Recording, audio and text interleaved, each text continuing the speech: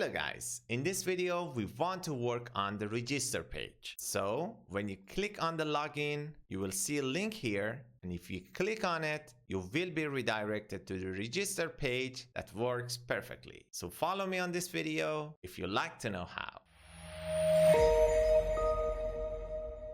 Okay, here is the roadmap for this lesson. First of all, we want to add the register API to the user router. So open up the Explorer. Inside the backend folder, select src, routers, and user router. Here, after the login, we want to add the router.post with the address of /register. We have async handler here. Inside it, we have async request and response and its body.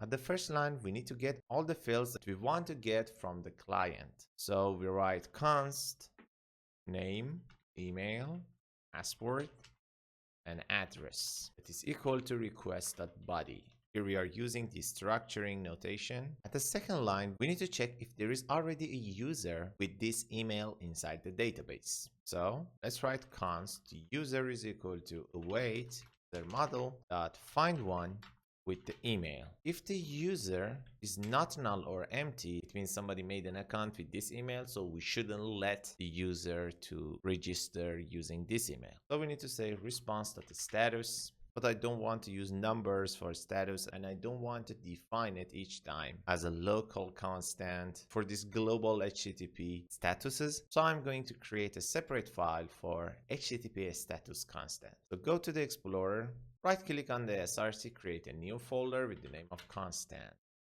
Right click on it and create a new file, http:/status.ts.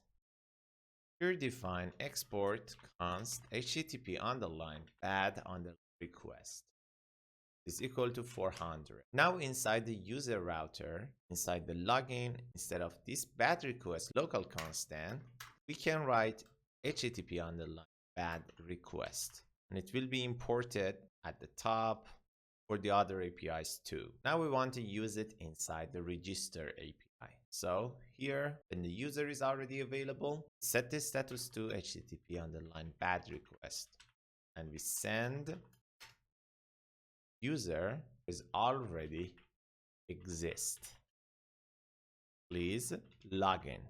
Okay, then we need to return out of this function, which means by using this return, the user is undefined at this point. So we need to do the register part here. The first thing that we need to do is that we shouldn't save the password directly inside the database. We should encrypt it or hash it. Okay, so for doing this, we added a library in the previous lesson with the name of bcrypt. Now we want to use it. So go to the top and import it here, bcrypt from bcrypt.js. It has an error. It seems that its TypeScript types are not added to the project. Press Ctrl dot or Command dot inside macOS and select install types bcrypt.js. For a couple of seconds, it'll be okay. Here, first of all, we need to create the encrypted password. So write const encrypted password and set it equal to await bcrypt dot hash and pass this password here. As the second parameter, we need to pass a salt, that is salt rounds. If you give it a bigger number, it makes the hash more secure, but as it goes up, it makes it a lot resource hungry. So 10 is a good number, so use 10 as the salt of the hash. Now let's create the user based on inputs from the request body and save it inside the database. Write const new user, set its type to user, make it equal to this, set its ID to an empty string because ID will be generated automatically using the database. We do this for bypassing the error. Set the name, put the name here. For the time that your variable name and your object field name is the same, you don't need to write it like name is name. You can just write name, your variable, directly. When this object is creating, we'll set name colon name by the convention of the JavaScript. Set its email, email.to lowercase. We want to make a lowercase when we are saving it because we want all the emails inside the database be in the same case. Set the password to not this password, but encrypted password. Pass the address here and set is admin to false. So we just created a new object of our user. Let's save it inside the database. Write const dbuser is equal to await user model dot create new user. After creating the user, it will return the user that is created inside the database. So we are going to have database ID inside this db user. So it is not empty like this for the new user. It has the ID. So we can use it for generating the token response and directly making the user log in after the registration. So write response.send, generate token response, and pass the db user here. There we go. We just created the register page. We don't want to test it yet. We want to go and implement the user service on the client side to use it. So for now, close the user router and open up the Explorer. Go to the front end side and inside the services, select user service. Here after the login, let's create the register method. Press enter here and write register. It has an input with the type of iUserRegister. I want to create this type first. So go to the Explorer, inside the shirt, right click on the interfaces and select new file. Then write iUserRegister.ts. Here write export interface iUserRegister. And here we define all the fields that we want to send to the server. And we need to get it from the body on the API. First item is name with type of string, email, string, password, string, confirm, password, string, and the address that is string 2. Okay, we have iUserRegister. Very good. Now we can have a beautiful auto completion. Close iUserRegister, and here inside the register method for user register, use iUserRegister type. So it is imported here, and its return type should be an observable of type user, just like the login. Here we need to write return this .http.post with the type of user. Now we want to pass the URL here. So first of all, we need to go to the constants and URLs, and we need to export const user underline register underline URL with the base URL plus /API/users/register. Okay, so we can use this user register URL inside here. User register URL. Very good. For the second item, we need to pass user register. That is the input parameter of our method. After here, we need to do exactly the same thing that we did with the login. So we need to show successful message when the register was okay and a fail message when it wasn't okay. So we need to pipe with the tap function, pass an object. Next is the happy part. We have a user. Here we need to set user to local storage as the new user. So new user will be saved on the local storage. We need to notify all the observables. So we pass it to the user subject, call the next function with the new user. Then we need to show a toast message using toast service.success. And I want to say welcome to the food mine and the user.name. And for its title, I want to write register successful.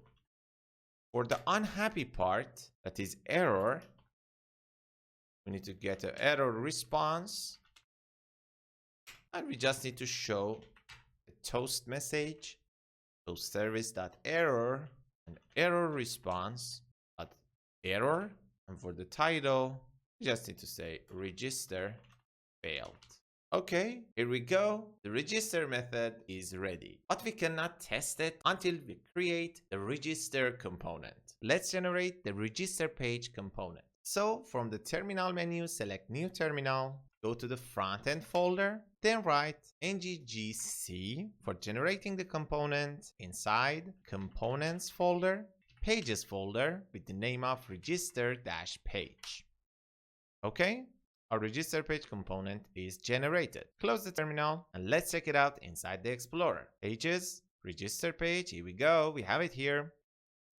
But before doing anything on it, let's add the register page component to the routes because it should be a separate page. Open up the Explorer.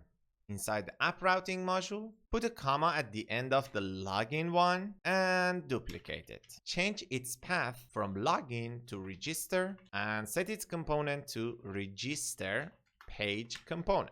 Pretty nice. Now let's go to the register route inside the browser and see if we can have the register component page there. Here write /register. As you can see, we have register page works. So our component is working. So let's come back and work on the component. Close the routing module and go to the Explorer and open up the register page component HTML file. Clear everything here. At the beginning, let's add a div with a class of container. And let's add another div with a class of details. At the top, let's use our app-title component with the title of register. Now, if we look at the browser, we can see we have this beautiful register here. For the next thing, we need to use a form. But before using the form, we need to define its structure inside the TypeScript file. So let's go into the register page component TypeScript file. At the top, just like the login form, let's add register form. That is required with the type of form group and is submitted, that is false by default for showing the validation, and the return URL that is empty by default. Here inside the constructor, we need to inject a couple of things. The first thing is private form builder, that is of type form builder for building the form group. The second item is the user service, the user service for using the register method. Third one is activated route with the type of activated route for getting the return URL. The last one, private router with the type of router for returning back to the return URL when the register is finished. Now inside the ng-on-init, we need to create the register form. So write this dot register form is equal to this dot form builder dot group.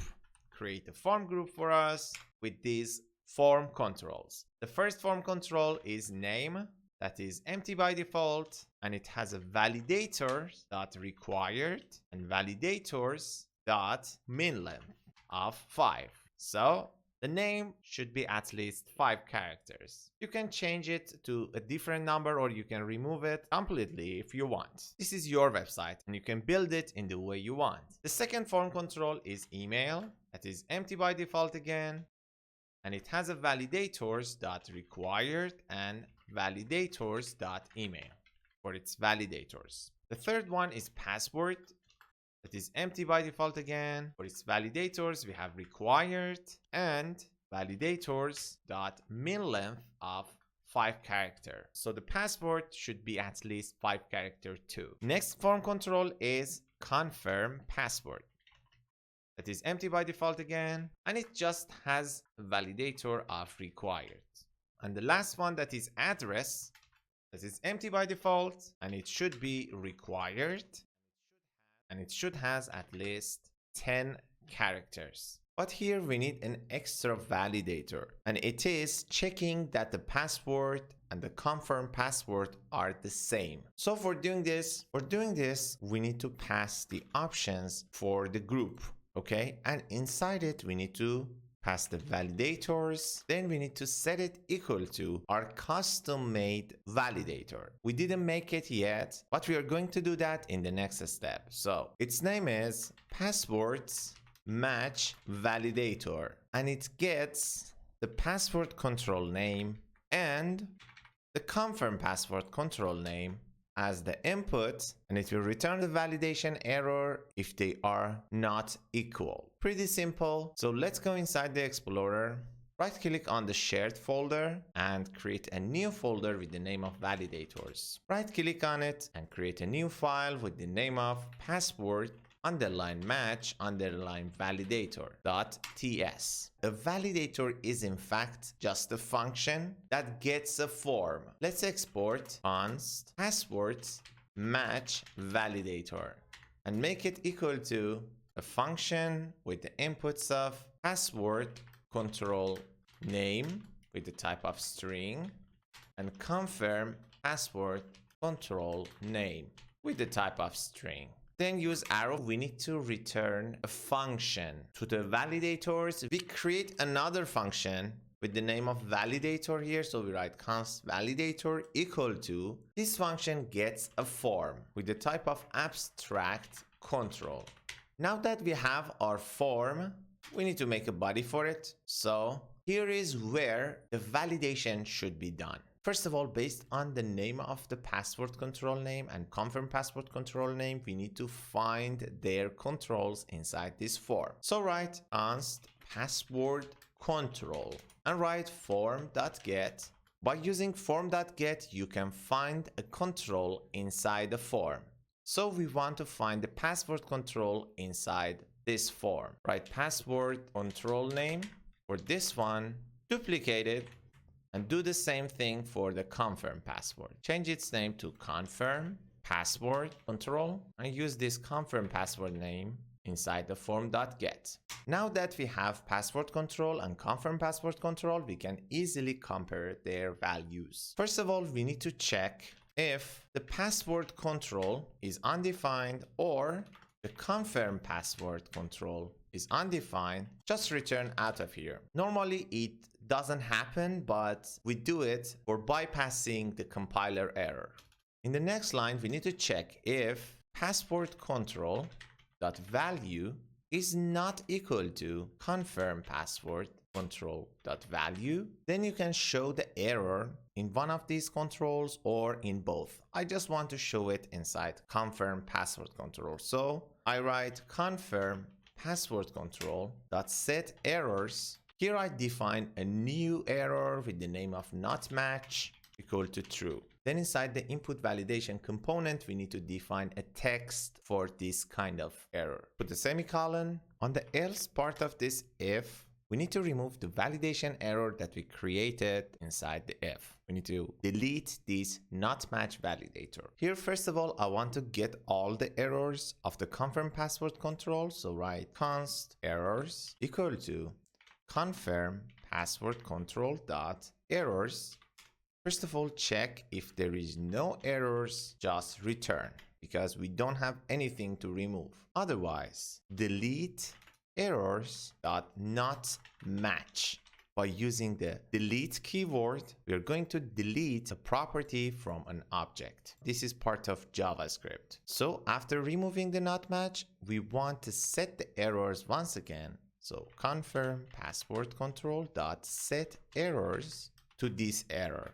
Okay, now if the password and the confirm password are not matched, we're going to create an error, and if they have the same value, we're going to remove not match validation error. Okay, now that we made our validator function, let's return it out of password match validator function. Here, write return validator.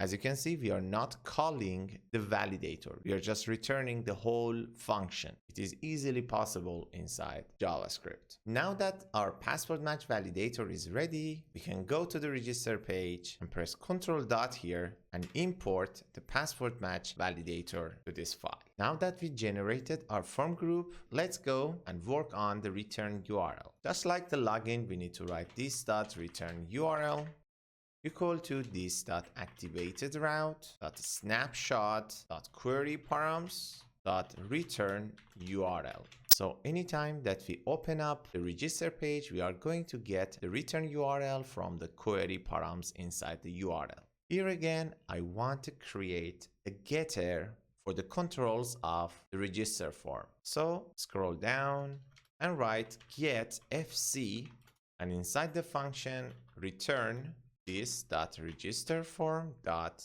controls, and we have a submit method that at the beginning set is submitted to true, and we check if this dot register form is invalid, then we need to return. We shouldn't send anything to the server if the register form is invalid. Here we want to get all the values of the forms and put it inside a constant by writing const fv, that stands for form values, that is equal to this dot register form dot value. Now by writing fv.name, we can have the value of the name inside the register form. It's more straightforward. Now let's create the user object and send it to the service. So write const user with the type of iUser register, that is equal to this object. Its name is equal to fv.name, email equal to fv.email, password equal to fv.password, confirm password equal to fv.confirm password, and address equal to fv.address. So we easily get all the values from the register form and we generate a new user object from it. Now on the next line, let's write this.userService.register, call the register method and pass the user to it. Then we need to subscribe to it. We don't care about its value, so just put an underscore there as its input parameter. Here we just want to change the route to the return URL, because when this function is called, it means the register was successful. So we just write this.router.navigate by URL with the value of this.return URL. Okay, the register page component TypeScript file is ready. Let's go and work on its HTML file to have something that we can see. Here for the form, we need to set its form group to register form.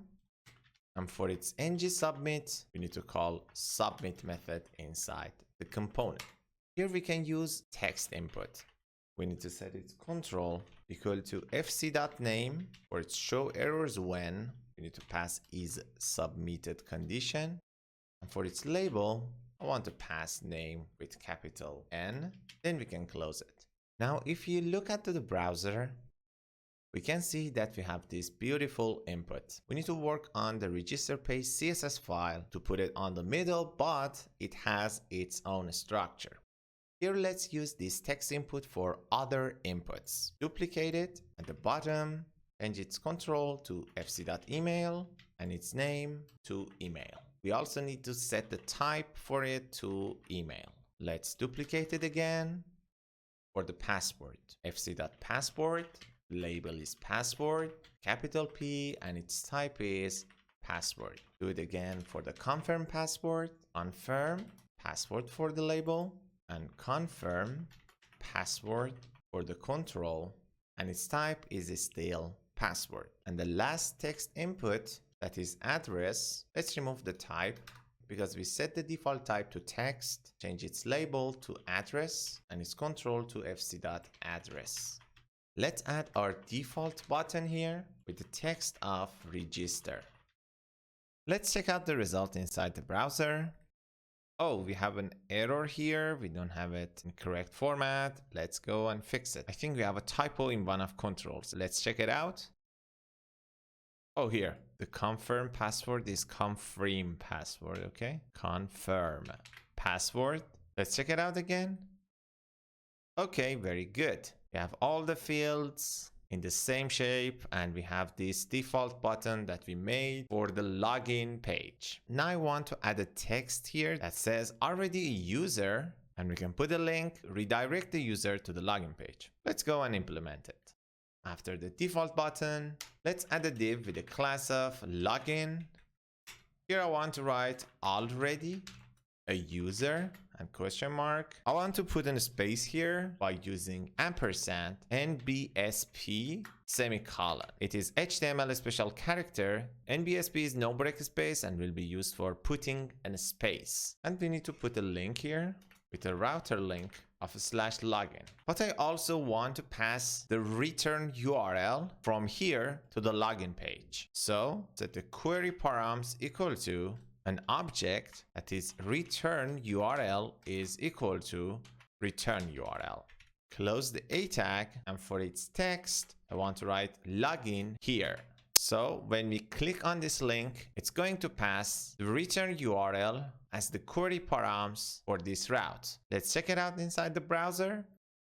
As you can see, we have this text here. And now if we pass a return URL as the query parameter here, /cart-page, and then if we click here, we can see that we already have this return URL here. So we are not going to lose the return URL when we click on the login. Now I want to do the same thing for the login. We need to put a register link here so the user can register through that link.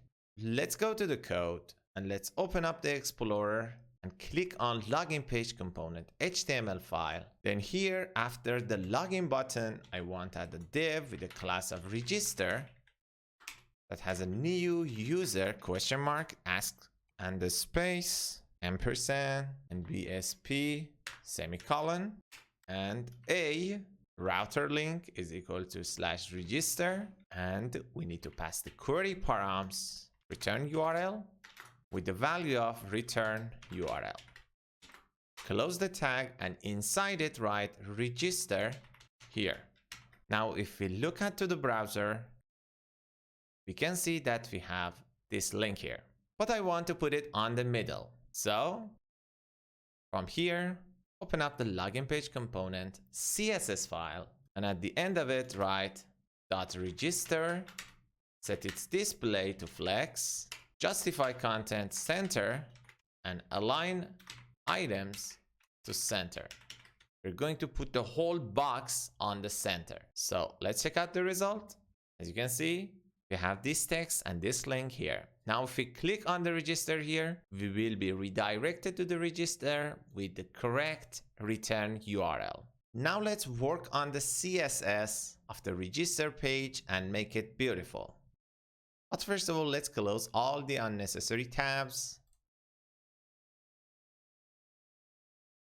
Click on this register page component HTML file and select the CSS. At the beginning, select the container class. Set its display to flex, its justify content to center, align items, center, height to 100%, and margin top to 3 rem. For the details class, I want to set its width to 25 rem. Check out the browser. As you can see, we have a much more beautiful register page. Everything is okay. Now let's just put this on the center. So let's select that login class, set its display to flex, and justify content to center and align items to center. Let's go inside the browser. Here we go. And we have this on the center. Now, if you click on this login here, we will go to the login page. And if you click on the register here, we are inside the register page. Now let's test the register functionality. Let's click on the register. As you can see, we have all the validation errors. Let's type a name, for example, Nasir. As you can see, we are not seeing the min length error. And if we have different passwords, we are not seeing the not match error because we didn't define min length and not match inside the input validation component. So get back, and from the Explorer, from the partials components, select input validation and input validation TS file. Here inside the validator messages, put a comma. For the min length, write field is too short, and for the not match, write password and confirm does not match. Just this, nothing more. Let's come back to the browser. Now if we click on the register button, and if you write something, as you can see, we have this field is too short message here. Isn't it perfect? Okay, let's test it. Let's write a name, for example, Nasir. And nasir@gmail.com, 12345 12345. And for the address, let's write Toronto, Ontario. Should be more accurate, but just want to test it. Let's click on the register. As you can see, just created a new account and just logged us in. And after the successful register, just redirected us to the cart page because we set the return URL to the cart page. So it works perfectly. Now, if you log out and go to the login, we can see the register here. I intentionally didn't put the register button here because it makes the header a little bit cluttered. So anytime the customer wants to create a new user, he just clicks on login and then clicks on this register link. If you like, you can put the register here too. Okay, this was for this session. On the next session, we want to work on the website's loading. You've been watching Code with Nasir, and I hope to see you next time.